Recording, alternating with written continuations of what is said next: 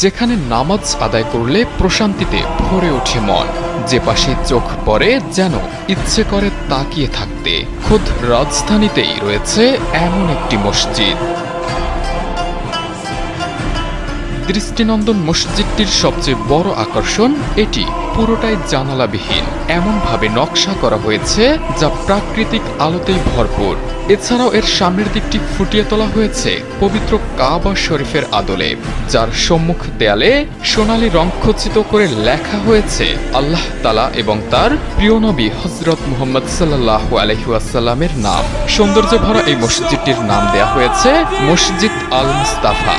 মসজিদটা খুব সুন্দর, এমন একটা প্লেসে পড়ছে আর কি, দেখতেও খুব সুন্দর। পাশে ভার্সিটি আছে, পাশে মাঠ আছে, সব কিছু মিলে মসজিদের সৌন্দর্যটা অনেক। আনুমানিক 300 কোটি টাকা মতো খরচ হয়েছে, এখনও কমপ্লিট হয় নাই, কাজ চলমান চলতেছে। কাজ খুব শীঘ্রই আর কি এরা শেষ করে দিবে। অনেক সুন্দর। এখান থেকে মনে করেন থার্ড ফ্লোর থেকে আপনার ইমাম যে খুতবা দেয় এটা দেখা যায় ভালোভাবে, স্পষ্ট একবারে। আর আপনার বেসমেন্টে গাড়ি পার্কিংয়ের ব্যবস্থা আছে, 101টি গাড়ি পার্কিং আছে।